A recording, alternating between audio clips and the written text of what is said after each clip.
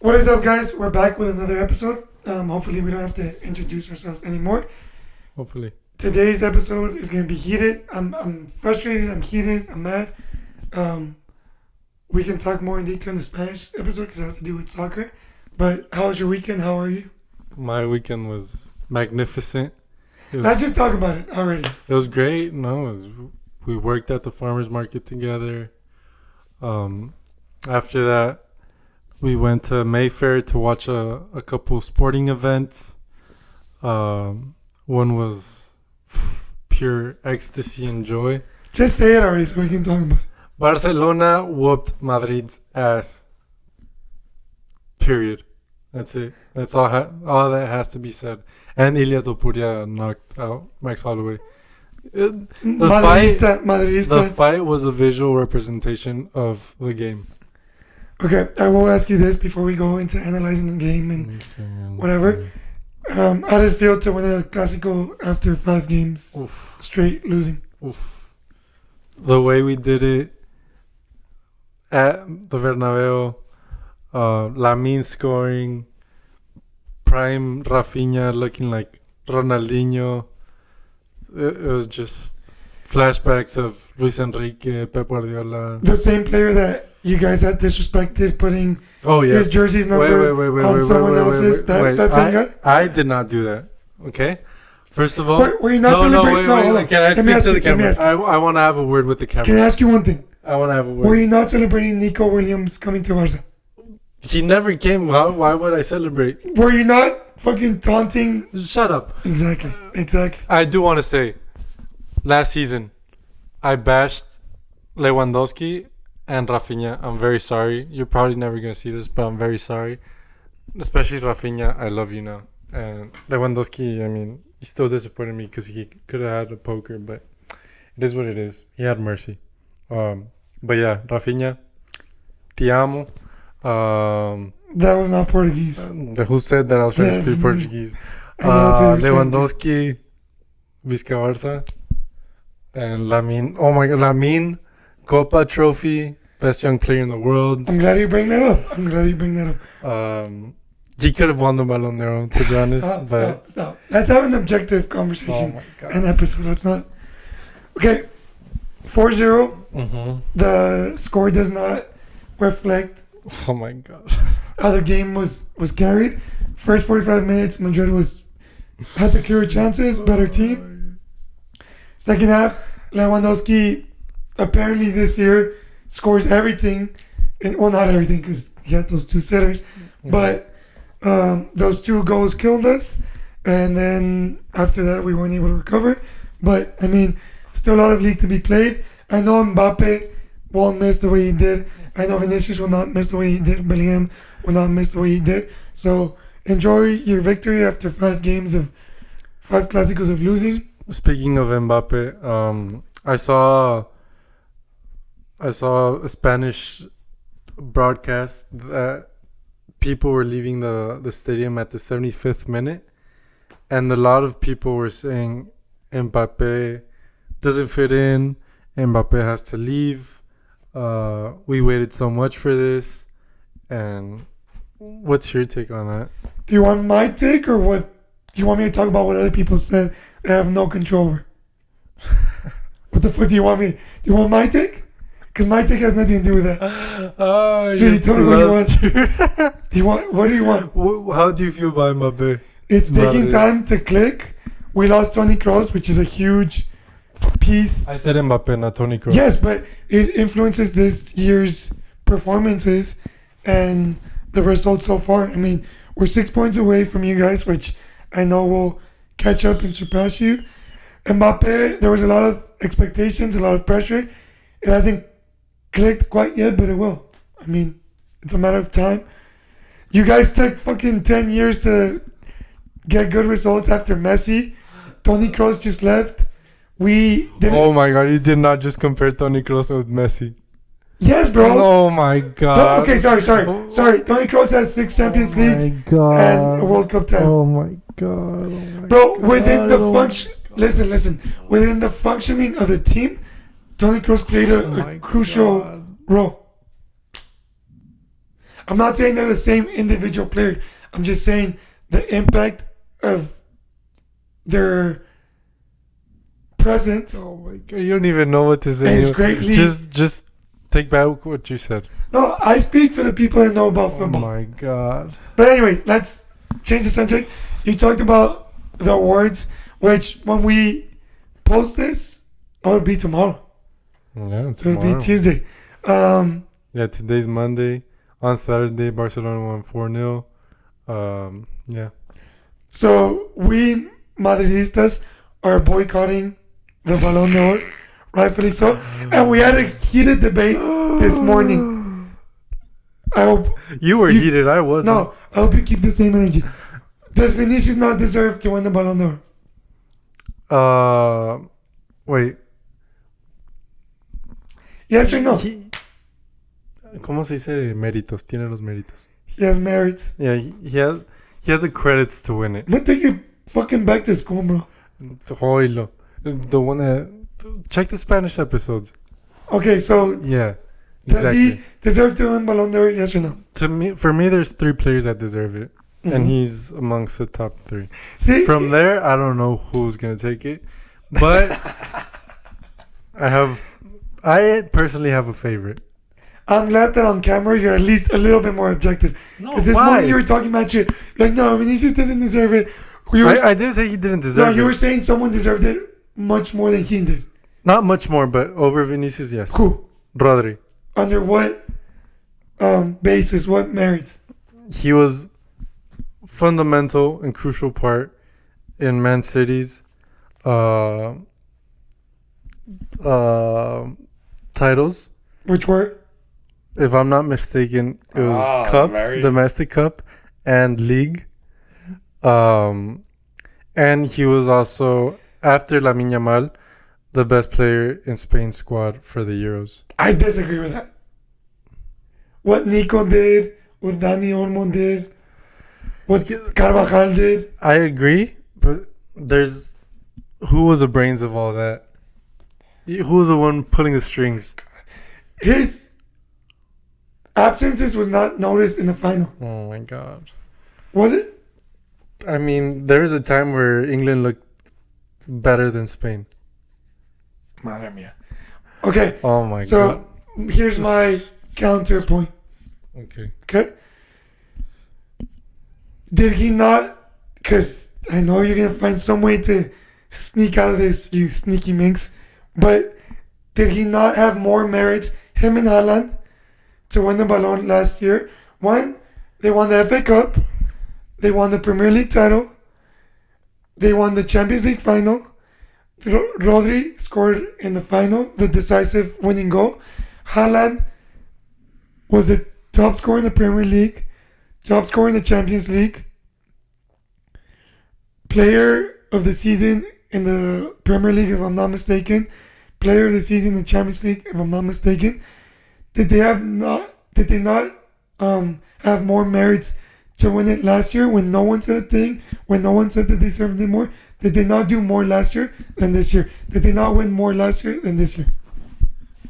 They won more and they did more, but there was a player that did more above all. Okay, let's talk about it. What did he do more above them?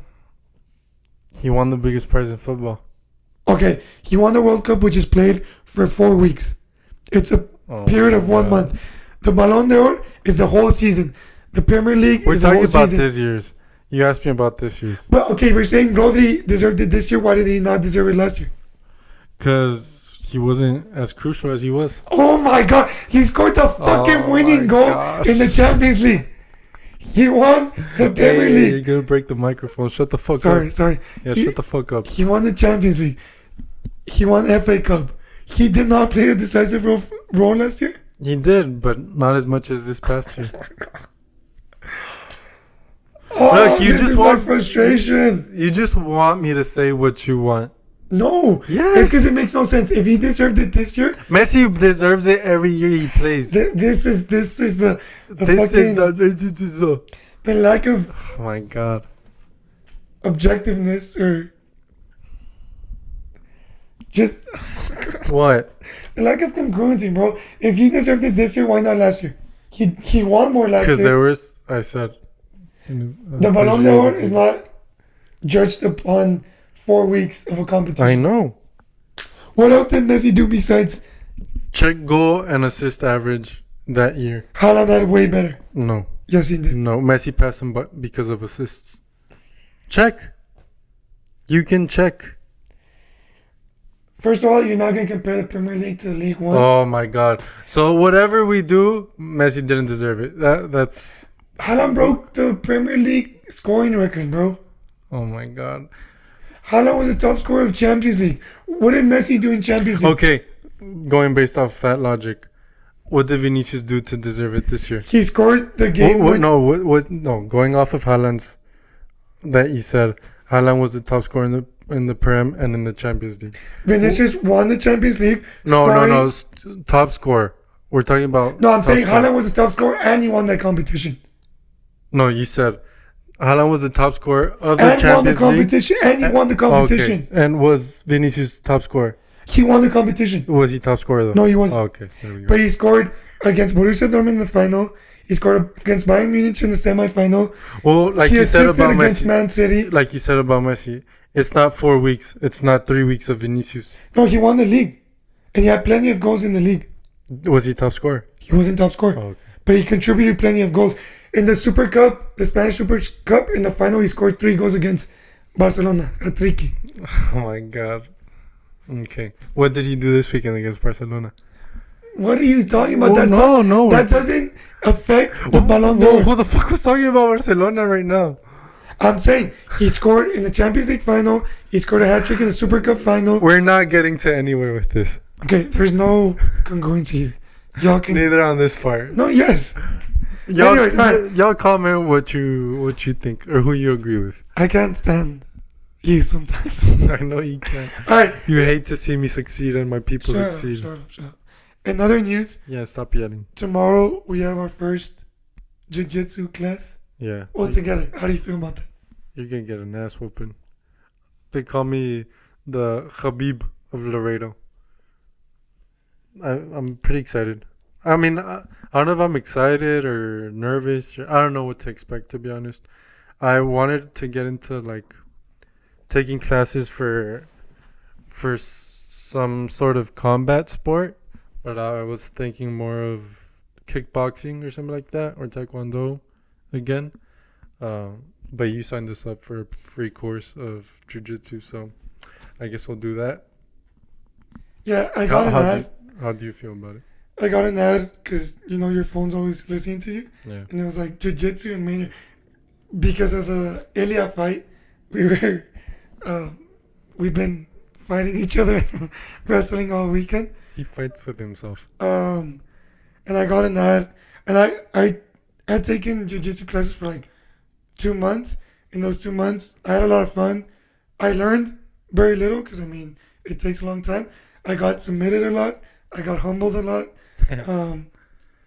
Just as you're gonna get tomorrow. But it was fun. I really enjoyed it. And then I got the ad, so I was like, it had a free class. So I was like, well, we've been talking about it. Let's do it. So we'll do our free class tomorrow. We're balling on the budget right now, so we'll see how much it costs. But I'm looking forward to it. I'm excited. We're just gonna sign up for all the free classes in Austin. So we'll talk about how that goes. But we grew up in Taekwondo, so I do miss the aspect of some type of discipline and some physical component that's not only soccer or lifting weights. Just say it, you're violent. And I feel like it'll be cool to be able to like physically tussle. But I'm very excited about that. I've been telling you, and I mean it. I don't mean it, but I'm gonna improve on my jiu-jitsu skills for about 6 months, Oh my God. and then go back to brushing up on my taekwondo and striking skills. And I feel like in a year, I'll be making my UFC debut. And then a year and a half, 2 years, it's unfortunate because I really look up to him. But since I walk around at 155, I can cut down to 145, fight in the lightweight division, and unfortunately take Ilya's title from him. But I think Ilya's flyweight though. no, he's lightweight. Is he? Or featherweight. He's featherweight. Featherweight. Well, yeah, I'll be featherweight, taking the title from Ilya. But with all due respect and love, because I look up to Ilya. But yeah, so I'm excited to start my UFC career tomorrow. You see, and you guys want me to take him serious about Shut soccer up, shut topics. Like, this is him trying to be serious. No, it's not. Do you want to get into the other debate that we were talking about, which will be entertaining from my perspective, but we're not going to change each other's perspective, and we can get into muddy waters. But About the one while I was eating that you Yeah. said no. no, okay. I mean, we can if you want. No, I don't want. I if you want, let's get into it. But I want to be very clear on my point. So if you want, Start it off. okay. We told you we were getting heated today, so let's. This guy wants Go through blood what I and mocos on the floor. Me, Diego Rocha, I don't believe in politics or politicians. I feel they're all liars. So I don't trust anybody but God and myself. So that's what I live by. I don't live by politicians or so. Therefore, I don't plan on voting this upcoming election. Just leave it. I'm not voting for anybody. I don't stand for anything. That's okay. Why? I don't stand for anything. I'm spineless Oh my in god. the middle. No, I stand for God and His truth. That's what I stand for. No, all I would say is, who am I to give advice but I do feel the need to share. Don't trust the media. Okay. No, I'm not saying you. I'm not saying you. I'm saying in general. Just voting off of what you see on the news What Taylor Swift says. or TikTok or Facebook or Instagram. I don't want to go deep into the rabbit hole because I need to think about what. Yeah, but earlier you're going No, off at me. Yeah, no, I wasn't. But you were saying I stand for this, this, and that, but I'm not gonna do anything about it. And that's where I was like, bro, you were talking about racism. I said. Let's clarify first. While you do, I'm gonna charge the camera because I don't want it to. Okay. Kill Tony is a comedian. That's what he does. He makes people laugh. I think that's great. I feel that's a great profession, and we need more people like that. But I don't think a political rally or a campaign rally or whatever should have a comedian saying jokes about an island of floating trash, saying it's Puerto Rico. Yes, I get it's a joke, but the people at that rally are against certain things or don't stand for certain things, and they start cheering for that, and I don't think that's correct. That's what I said, or that's what I meant. I understand he's a comedian. I understand all the shits and giggles, but I don't feel a comedian should be at a political rally. I also don't feel you should be influenced by celebrities on who to vote for or all that shit, because like I said, I don't trust anybody of those fucking people.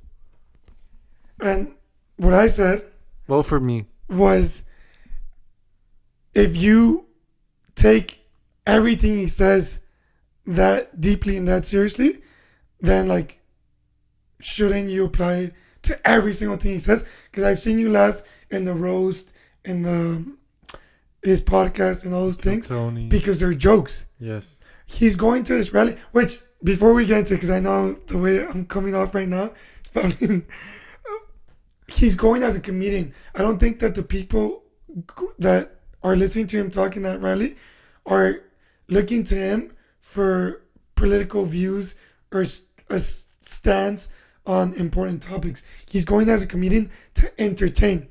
And if he's entertaining, then every time he entertains, we have to take what he says that deeply and that seriously. Like I said, I don't feel a rally needs a comedian. He can do his comedy in the Comedy Mothership in Austin, 6th Street, where he usually does his Kill Tony shows. I don't feel a political rally is the correct place for that. Oh shit, is that on? Okay. Yeah. But yeah. Are you gonna say who you're gonna vote for and all that, or no? I'm gonna say what I stand for, Okay. which first and foremost I respect everyone's views and beliefs and opinions. That's not true. You're trying to change mine there. I was not trying to change you, bro. I'm just kidding. No.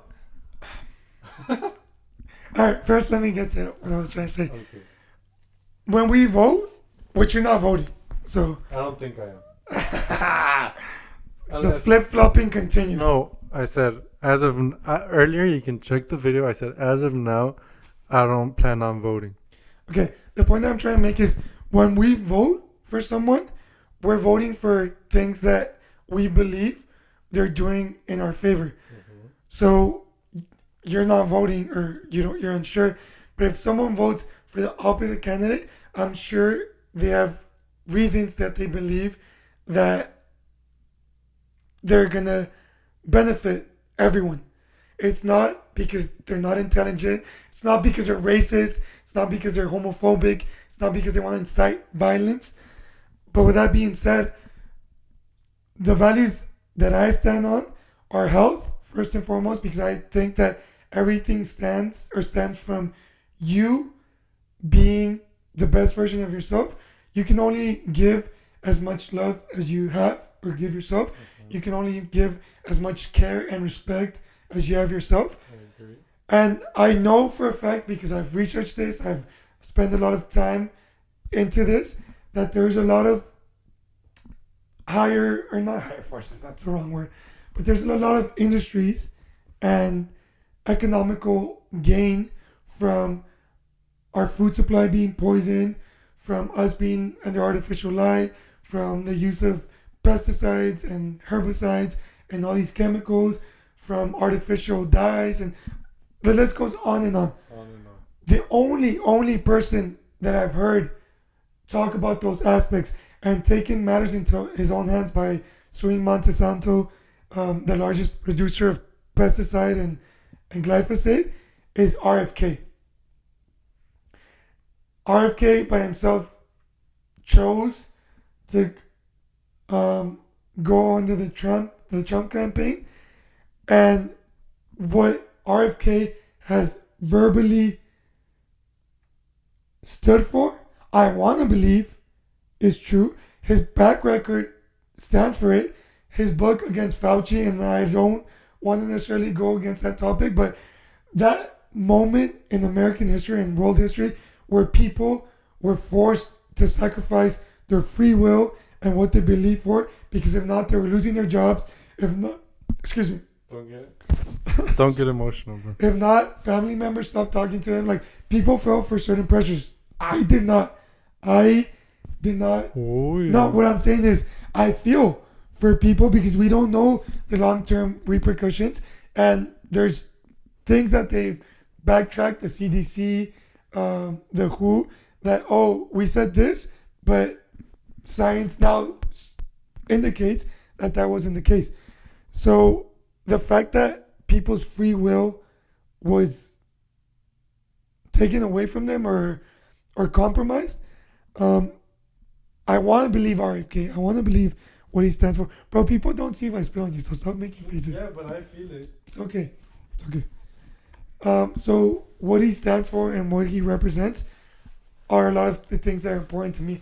I understand there's a lot of issues and not everything's perfect, but I just, based on that, I want to support people's free will, people's health, people's well-being, and not have people have to sacrifice and compromise their values. So that's why this is a democracy and everyone can vote for who they want. Exactly. I honestly was gonna vote for RFK. Why? If he was independent, because of the health, and then you showed me videos of his campaign, and I liked what he said and I agreed with what he said. But his things. So yeah. now I don't know who I'm gonna vote for, I or want if I'm gonna vote. I want to trust and believe that by having him on board, he's gonna have freedom to do the things he talked about. Um, Again, going back to his track record, like companies like Monsanto, but pharmaceutical companies, big food, big tech, they're the ones lobbying and funding all these political leaders. So I'm hopeful that by having someone that's fought against these big companies in these industries, we can actually accomplish the change that I truly feel that we deserve. Now, when it comes to economics and those things, I really don't know enough. And I am fully conscious and aware that I'm voting based on the things that I've heard from RFK and that I'm hopeful he can do under the Trump administration. I don't want to get more into it. I just want gas to go back to $1. That's all I want, and for chips to also be $1, and for groceries to be cheaper again. That's all I want. So whoever can offer that, please do so, and I'll vote for you. JK, I'm kidding. I don't know enough to fully talk on the topic, so if everyone wants to tell me you're an idiot, this, You're an idiot. I'll listen. Someone who is actually knowing what they're talking about too. But I just don't believe that we necessarily have to be involved in foreign affairs when we have a lot to address in the United States with poverty, with hunger. From what I've read, and I don't know enough, there's millions and millions of dollars being sent to foreign countries to deal with wars that, to me, without knowing much about the topic, wars are the biggest money makers, the biggest money machine. So rather than sending that money out, I feel like there's a lot of things internally that we can fix and address. But what do I know? Take what I say with a grain of salt. With that, when it comes to health and all those things, I do know a lot more. Nice. I agree. What other topic? You told me you wanted to talk about something else in the morning. I can't recall right now. Oh, I do. What's up? What? No, you. No, say. You do what? You do what? I do want to say that my voice is lower than normal, or it's a little bit more difficult for me to talk right now. Which, for anyone that doesn't know, I mean, obviously you know, but since I was born, I've had this. How would you describe my voice? Sexy. Other than sexy. Raspy. Uh-huh. And like not so like strong. Like, Mm-hmm. I mean, I grew up with you, so like I know, You've like, seen those yeah, different. yeah. Like I've noticed, like when you were little and you wanted to cry or yell, like you struggle to do that. Like right now, I'm yelling. Yeah, that's how he yells. But yeah, that I'd say raspy and like low, kind of like not so loud, I guess. Yeah. So yeah, like you said. But so, it has gotten a lot louder throughout the years. well, so I keep getting interrupted, but But like, I've had. My mom says it's 8. I don't know if it's 6, 7, or 8. ocho pinocho. I've had, let's just say 7. 7 4. laser surgeries on my vocal cords. Why? I can talk about in another episode. But If this episode gets to 5,000 likes. yeah, I'll talk about it. No, but I've had 7 to 8 surgeries.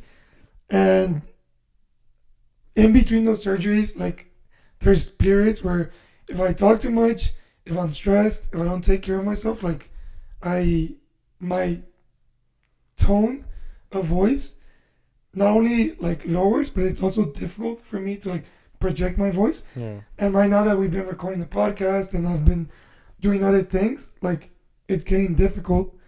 I hope that's not a challenge for like the listener to understand what I'm saying. But yeah, right now it's that. I guess I wanted to talk about that. Like, ever since I was a little kid, I never realized that my voice was different And so I got like a little toy from, it was either like a Happy Meal from McDonald's or Burger King, that they get the toys, and it was a SpongeBob recorder. You used to eat that, bro? Yeah, it's fucking shitty, but I recorded myself saying something. I heard my voice. I was like, holy shit. And that was like when I was 8 or 9. Prior to that, I thought I talked like everyone else. Yeah. No, I always thought your voice was cool and unique. But I did kind of feel bad when you wanted to cry or you wanted to yell that you couldn't. You've used it against me too. Yes, I have. But we all do that. You've used my big ass ears against me too. That's different, bro. It was something I was born with. What the fuck you want me to do about You it? talking about my big forehead. Well, yeah. Can't you see it? That's what I'm saying. I mean, you have those. You can still see them coming off from the back. No, but what I want to say is, since I was a kid, like I remember in elementary being asked, like, "Oh, why do you talk like that? Or why do you talk different? Are you sick? Or things like that." Which at that age, like, kind of made me feel different, or kind of like, what? Huh? No. What'd you say? And then growing up, like middle school, high school, it was more like mocking or bullying. Which, I mean, I wasn't a sweet angel either. I talked my shit. Yeah. But I think, Or you would get into fights. yeah, that's the biggest. I have one or two, but that's like the first feeling I've had of like feeling different, or I don't want to say like an outcast, but just kind of like, I don't know. I can remember seeing something different about someone and not being like, why is that different about you? It's just like, that's who you are. Yeah. But when people ask me, I just feel like, I don't know, not inferior, but not part of, Yeah. if that makes sense. I get you. And that's been a common theme of my life. And it's just, no, I'm kidding. But for whatever reason, like with cousins growing up, not partying, not drinking, it's like an outsider. Yeah. And I do feel like, I don't know if it's a cultural thing, but whatever is different is kind of frowned upon and like Uncomfortable at times. But not only that, I'm not gonna say who or what relation we have, but I took a trip and I won't say to where. And like at that time, I would like to work out, and I would wake up early to work out, and he would be like, "Bro, why the fuck do you do this? Like, what the fuck is wrong with you? This and that." Bro paid $20 to take a picture taken with some like sexy cops in the street. And I don't, like, I wasn't like... It was the best $20 of my life. No, I'm just kidding. It wasn't me. I was too young. But it was like, I never questioned it. I never, like, judged it. But all my decisions were judged, or at least that's how I decided to take it. But whether, like, I don't know.